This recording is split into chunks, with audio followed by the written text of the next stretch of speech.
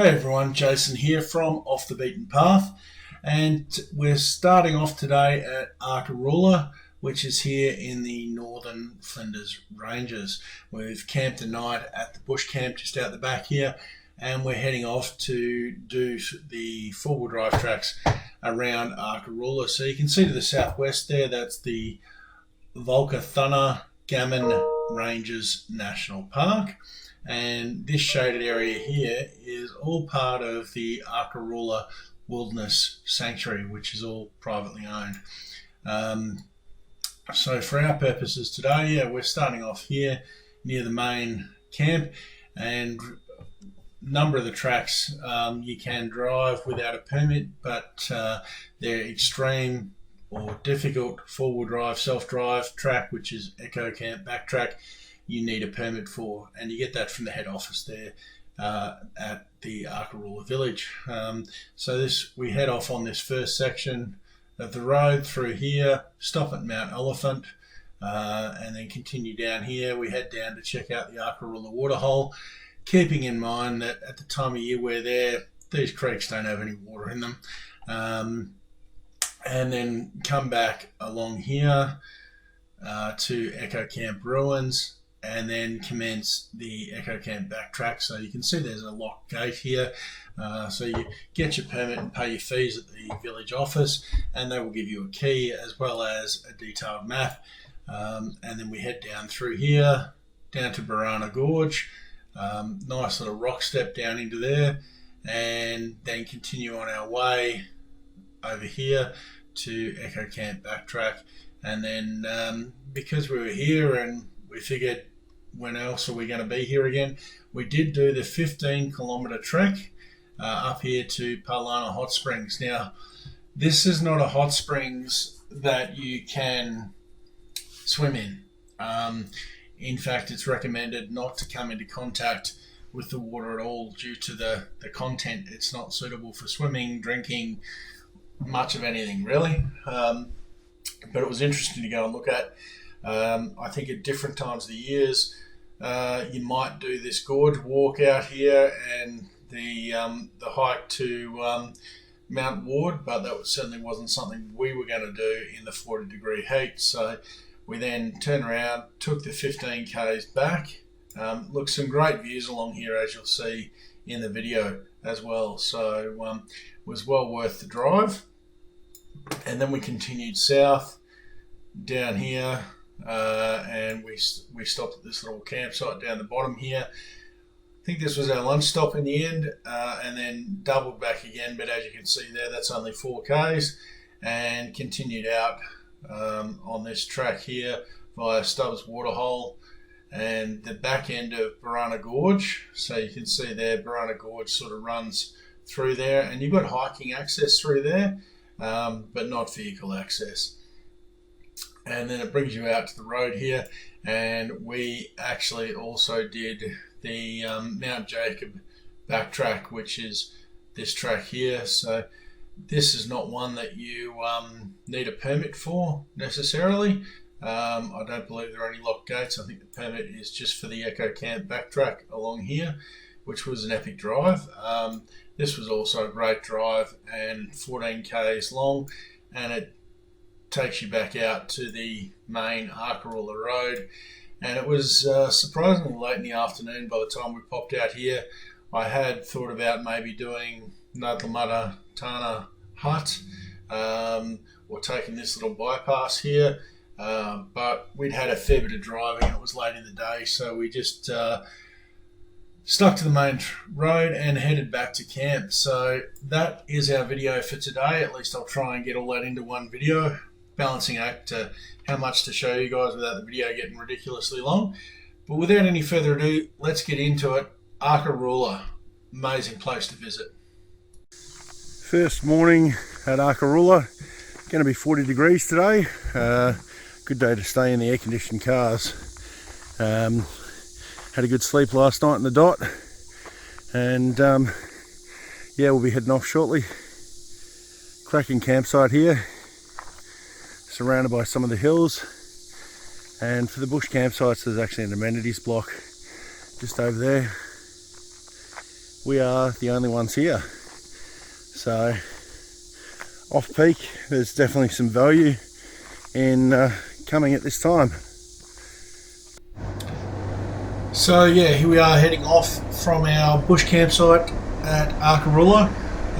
So first stop is to head from here back up towards the main Arkaroola village, where we were headed to the office, pick up our permit for the Echo Camp backtrack self-drive four-wheel drive track, and then we will head off from there. It really is amazing scenery around the Flinders Ranges, and this video's footage just really doesn't even do it justice. So as you can see on screen there, that's the access road up to the powered campsites, to the sort of caravan park area, and this is the main track back to the actual village. The access to the four-wheel drive tracks is out the other side of the village, so we would be going past the main office area anyway.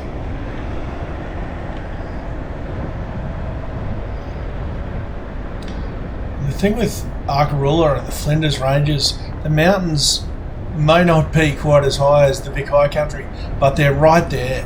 They're so close. It feels like you can reach out and touch them.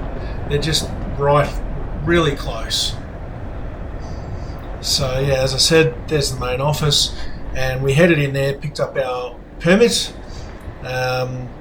Really helpful staff here at Arkaroola, and they did mention to us that one of the side tracks on the self-drive section down to Barrarana, and I'm probably not saying that right, Gorge, they did recommend maybe we don't want to do that, which of course made us think we definitely want to do it, so we're definitely going to check that out. Apparently quite steep, off camber, maybe a bit undercut, with the final access in there, and some people have come close to rolling vehicles apparently, so we're definitely going to check it out, of course, and we'll make our own decision as to whether it's something we want to tackle or not. So heading off, this initial section is free to drive, so you can actually drive to the Mount Olifant viewing area, which as you just saw on the screen is named for Sir Mark Olifant. And you can also drive through to the Arkaroola Waterhole, which is one of the spots we go to. As you can see, you know, rock formation right there just next to the track. It is extremely rocky and inhospitable terrain. There's not a lot of large trees, and the large trees that you do see, a lot of them are dead. It just tells you how short supply water is out here.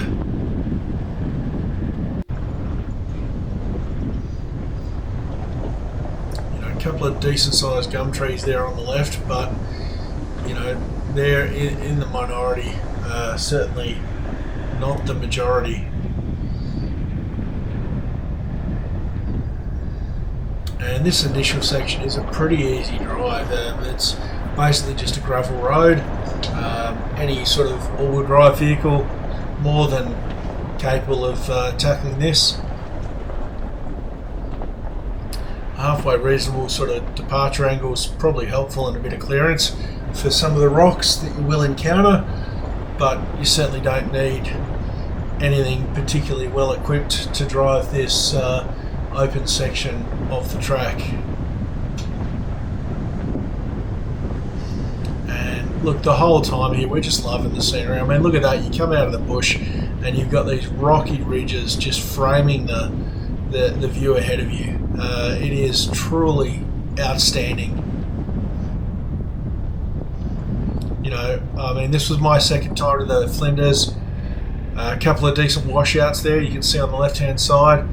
Big holes in the track, just, you know, and this is not the only time you see stuff like that.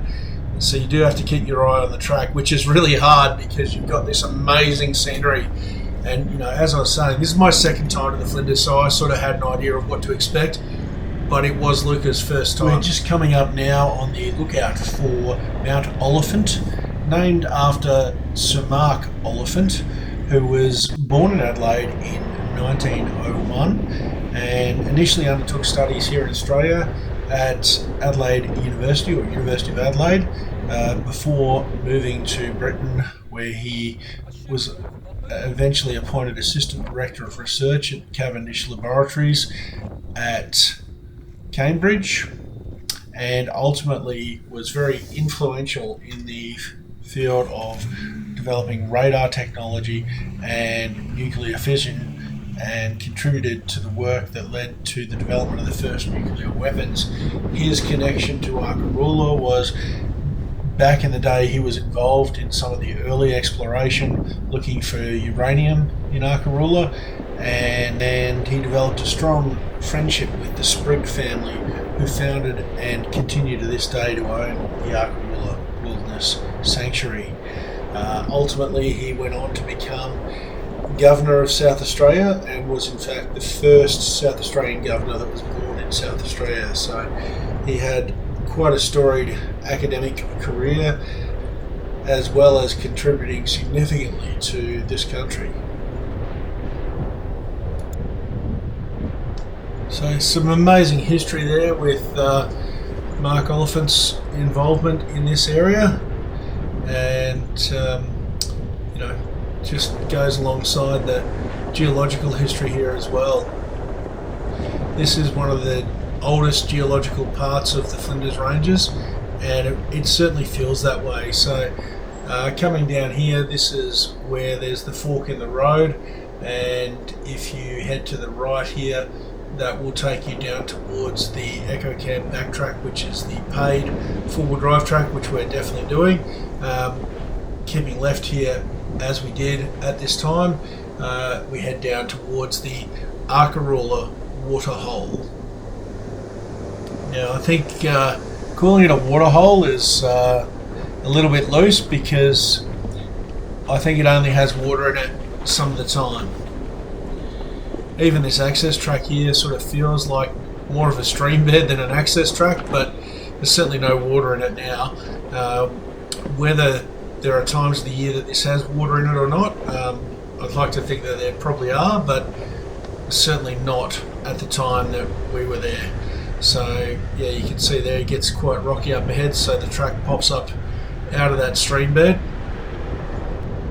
and parallels it.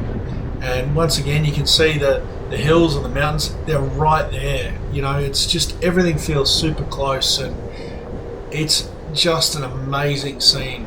I really can't stress that enough. I mean, yeah, this was Luca's first time, and he was blown away. He was like, could not believe that he'd waited so long to get here. So, if you're into enjoying the natural landscapes and enjoying the journey, and it's not just about the destination for you, then I highly recommend, if you haven't already, add the Flinders Ranges to that list. Go and visit places like Arkaroola, because the feeling of remoteness here is like nothing else. Little dip as we cross back through that, what I assume is a stream bed anyway.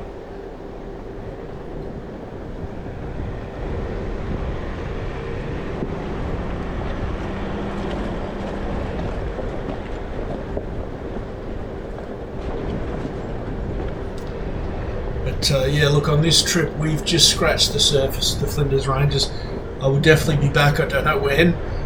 First time was back in 2021, and I said I was coming back, and it's taken until 2025 to get there. Well, yeah, 2025 was January this year. So I don't want to take another 4 years to get back there, that's for sure. Again, you can see amazing rock formations on those hills just on the left there.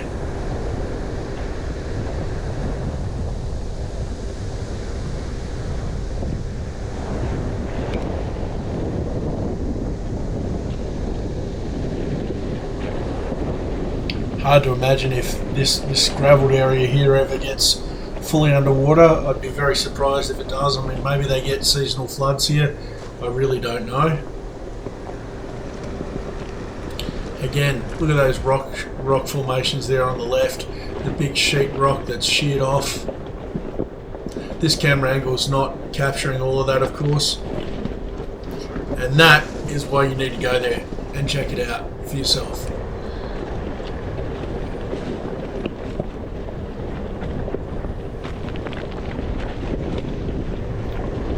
It's kind of a little bit of a choose your own adventure at this point. It was not 100% clear exactly where the track went, but we did figure out we've come to the end. There's a skippy just heading off.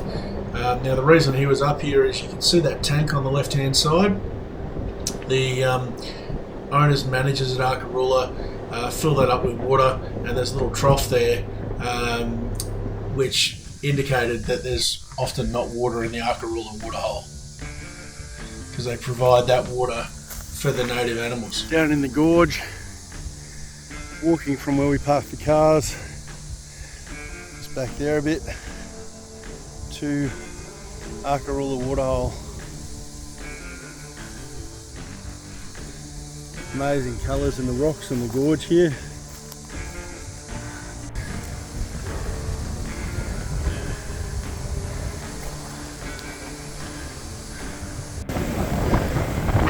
The wind certainly rips through these valleys and gorges, that's for sure. It does take the edge off the heat. We've been in search of Arkaroola Waterhole, and it just may be that in the middle of summer there is no water in it, and we're in it. Just wherever you look, amazing rock formations here.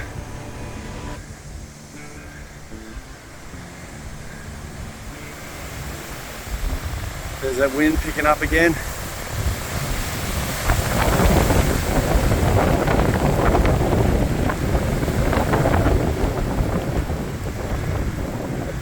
Grenadier window repair 1.0 duct tape, that universal solution finder problem solver. So hopefully that'll stop the window cracking anymore. It started yesterday with that stone chip. It was a hole, and then it's just spread, being opened and closed and vibrated. So hopefully the duct tape is going to hold it together, and yeah, we'll get home like that till we can source a new window. So we headed back out from the Arkaroola Waterhole back onto the main track, and now we're heading to the Echo Camp ruins.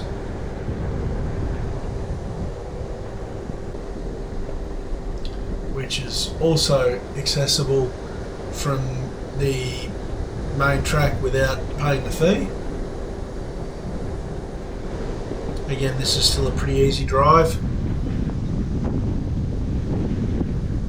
You can see even through here that wind that was present back at the Arkaroola Waterholes coming through, and you're just getting some glimpses there on the right of some of those rocky mountains, rocky hills that are, just right there. These valleys are pretty tight little valleys, certainly compared to the Vic High Country, that's for sure. Nice view straight ahead. And again, this sort of gives you an idea of just how rugged this country is. Through here, no real trees, a couple of sort of dead trees, maybe one tree that's alive. These half dead looking bushes. It's just really hot, rugged country, especially at this time of year in January. First couple of days we're here, middle of the day like it is now when we're on this trip, it was about 42 degrees. Yes, I was glad to be in the car with the windows up and the air conditioning going.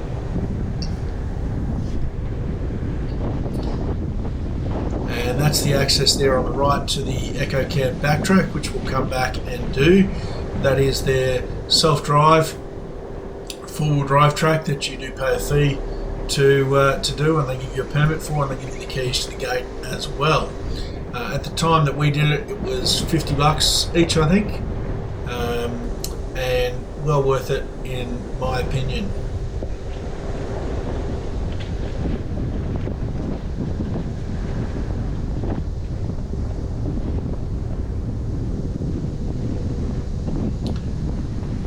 One of those dead trees just next to the track there. And it really did feel like they get to a certain size and then they just can't get enough water to sustain themselves and they die. Amazing rocky bluff on that hill there off to the left, and another one here now on the right. You know, it just never ends. It really doesn't. You know, I don't know if this is really going to come through on the video, but every time you turned a corner here, there was something new, interesting and exciting to look at.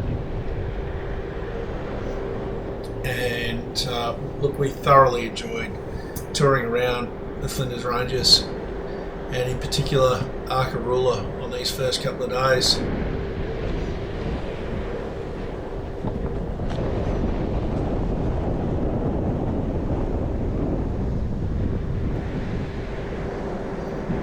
So we're just coming into Echo Camp now.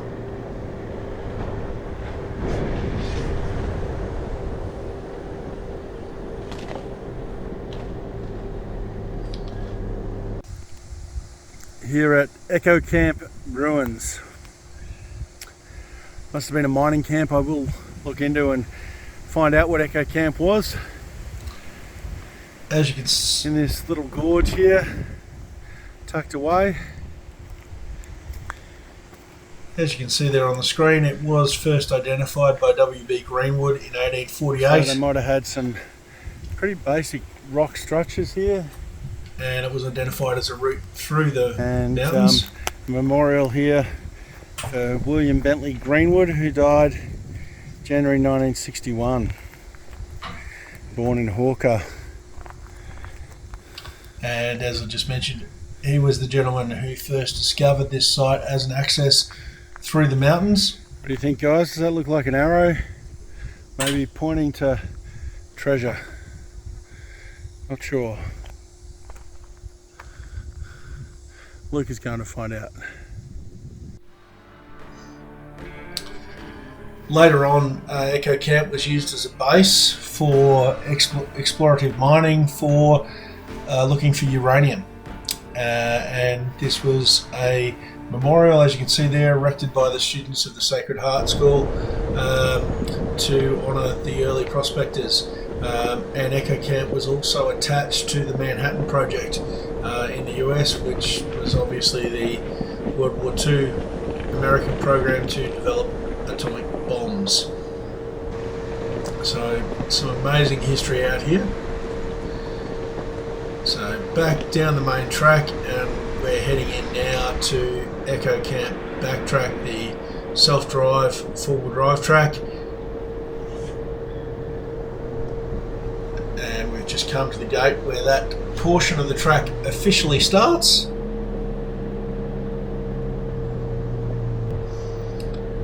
Luca kindly volunteered to jump out and open the gate. So what did you say? Oh, so it looks like we're straight into a climb. Yeah, I'm going to check my tyre pressure as well. Yeah, I'm just letting 10 seconds worth of air out. So yeah, we're actually into some proper four-wheel driving now. So we both did go around and let a 10 or 15 more PSI out of our tyres. I think for me it was around 10. I've been running about 26, 27 PSI. I let it down to about 16, 17 PSI because it's very rocky and very sharp rocks, and I was trying to avoid any tyre punches. And yeah, straight into this sort of loose rocky climb. This section at the bottom here, the track's not that wide. Wasn't sure how much traction I was actually going to have. This looked really, really loose. It's a little bit loose. It's not as loose as it looked. And the Grenadier just took it all in its stride. It really did. Made short work of anything. I did not have the loggers in for that because I didn't expect to need them, given that the Grenadier does have traction control. Would have been interesting to drive that in the 70 unlocked, see whether I got stuck halfway up spinning a wheel or something. It's all about line choice when you've got open diffs. But the traction control does cover a lot of sins, that's for sure. And again, as you crest this corner and you come around, just look at that view across that valley. You're only getting a glimpse of it here with this camera angle, but it is outstanding. say it again, if it's not on your bucket list, put it on your list. I've also been thinking about doing a video sort of summarising the Flinders Ranges and talking about the access and how it all works. It's a much bigger area than people think. It's over 300 k's north to south, and Arkaroola is right at the top. So I think a lot of people go to the southern Flinders Ranges, but it is well worth the effort to drive up here and get to Arkaroola. That is for sure. This was without doubt, you know, it was the first place we went to in the Flinders on this trip, and I think for both Luca and myself it was one of our favourite spots. And yeah, once again you crest this rise and look at that, the whole valley just opens up. You've got a jagged sort of range of mountains there in front of you. You've got rocks exposed up on the left here. You know, it really is just amazing country out here. I think from memory, when talking to Luca about this, you know, I think his words were that it felt prehistoric, and that fits with the geological age of this area. So, you know, it's an area where plates have come together and layers have been pushed up to the surface that are much older than everywhere else. Not a geologist. Some of you watching this probably know more about it than I do, but really cool, really old. That's the short version. And makes for some absolutely cracking scenery. I mean, you know, that view just never gets old. Nice little descent here. Probably a little steeper than it looks. And you can see here at the start with the Grenadier, I did have the brakes on, and then manually selected, I think, first or second gear. Brake lights off, little touch there, and I'm pretty sure I descend the rest of the way here without touching the brakes. That's how good the engine braking in the Grenadier actually is.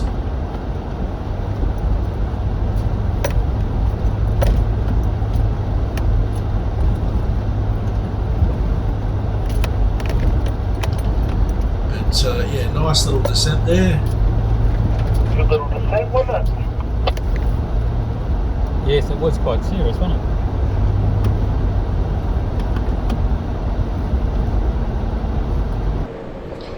And yeah, I mean, look how rocky this terrain is through here. I mean, if we didn't have this track to drive on, it would be really, really slow going.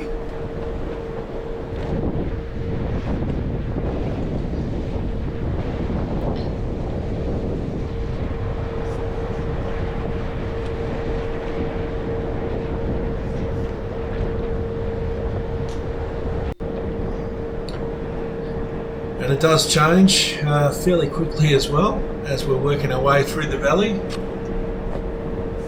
Now, our next stop is going to be Barrarana Gorge, and I'm not sure if that's how you say it or not. Another little rocky section here.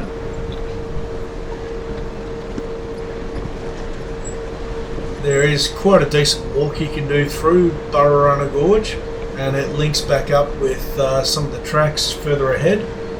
We did not do that this time. It was 40 plus degrees, but if you come at a different time of year, that's something that you could think about whether you want to allow some time for or not. Yeah, through that little rocky section where we crossed some of those what I assume are waterways. As I said, we didn't see any water, but I can only assume that at times water does flow in those.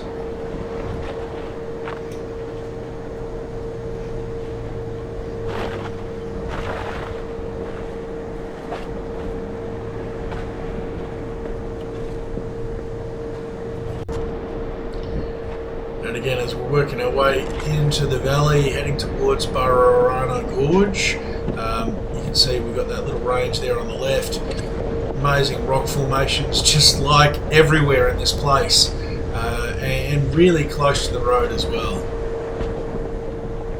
You know, oftentimes the access roads feel like they're a long way back from the mountains and the rock formations, and you don't necessarily get to see them unless you get out and hike up to the foothills of the mountains or something, but certainly not the case here. Another little rocky descent here, not steep but definitely lumpy, and crossing another one of these waterways. As I said, I keep calling on that. I've got no evidence to say that that's what they are, but that's what they look like to me.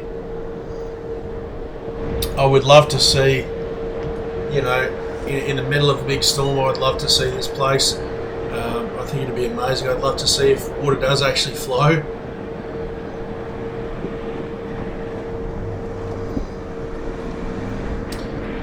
The first time I came to the Flinders was, you know, when tracks were flooding north of here, and even then it was pretty dry in here, so we didn't get to Arkaroola at that time. We actually couldn't come in. If you remember the previous video, I showed you where we couldn't get in the patch coming in from the north. But yeah, no, I think that'd be cool to see. Yet another nice little rocky section here. Again, this whole area here feels like a riverbed. You know, if this was the high country, there'd probably be water flowing along here at all times of the year. But that's not where we are. We're in the Flinders Ranges in northern South Australia, and she's practically desert country out here.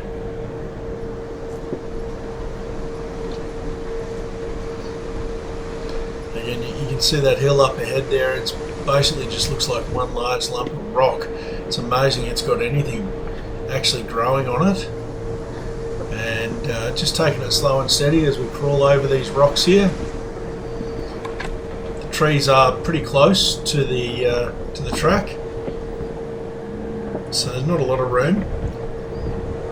I think you'd have a challenge if you tried to drive these tracks in one of those big American trucks, the Chevs or the F-150s. I don't think they'd leave you a lot of room at all.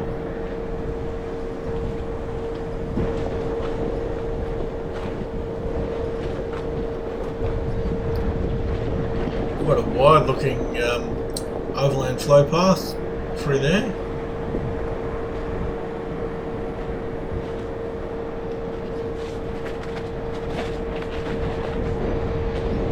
And a nice little sort of gravelly, loose, rocky climb. You can see some wombat holes sort of starting to form here.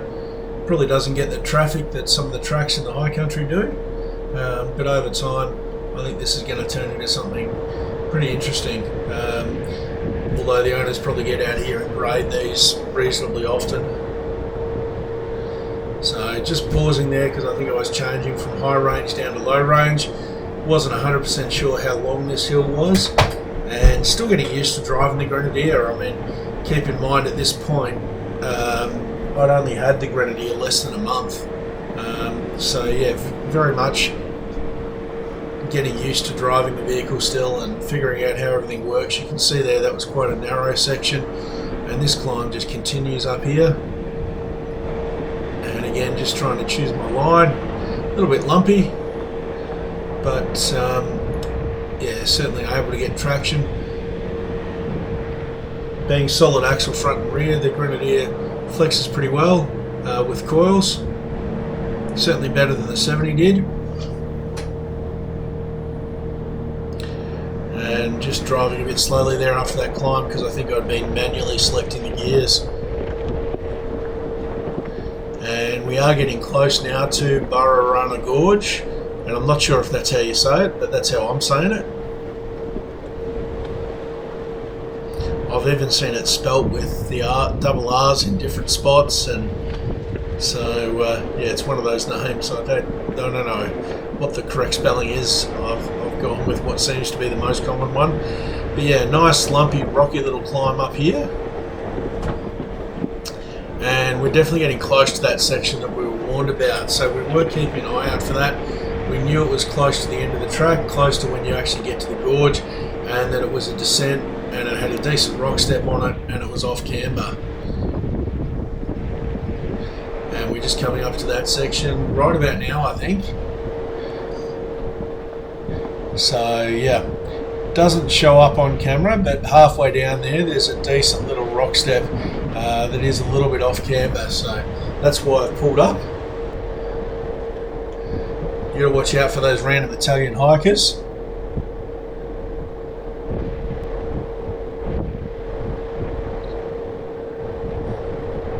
Luca kindly went down to film this for me.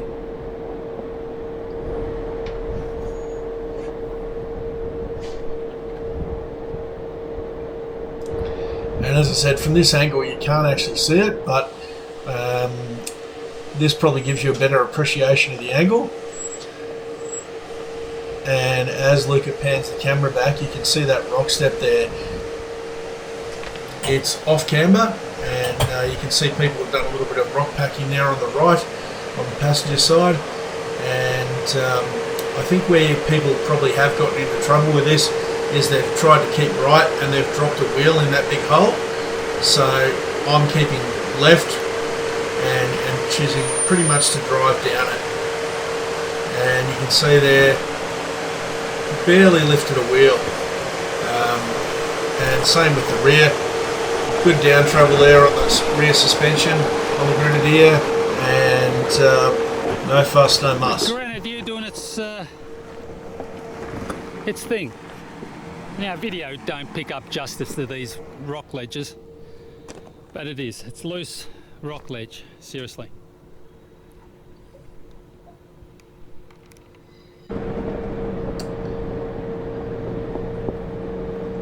And from there it's just a short run to Barrarana Gorge.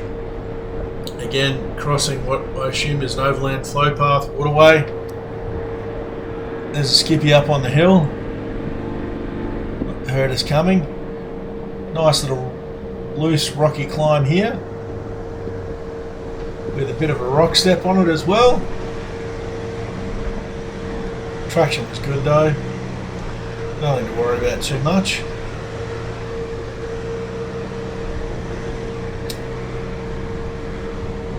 And we are almost there. So that mountain in the distance is where Barrarana Gorge starts. Now look, just with that rock step back there, I have seen other videos that people have posted where they've had the same warning we've had, and they've gotten to that and they've had a look at it and they've turned around. So each to their own. You've always got to make your own assessment. It's your vehicle and you're driving it. If you don't feel comfortable, my advice is don't tackle the obstacle. Luca and I had a look at it. We're pretty comfortable, as you saw, choosing the line that I chose. Barely lifted a wheel, so not particularly risky at all, but it's about being able to choose that line and drive it. So, you know, irrespective of what people tell me about obstacles, I'm always one to go and have a look and make my own decision. And you've got to sort of live and die by those decisions. Sometimes it might go pear-shaped. You can see there, look, another section of track with a big washout on it.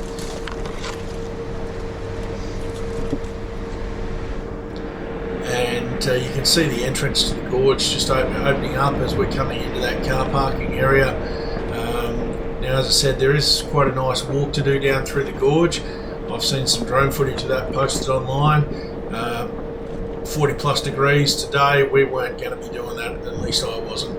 Luca might have been up for it if he'd had a willing hiking buddy. But yeah, so we're going to leave this video here, guys, and we will pick this up in the next video.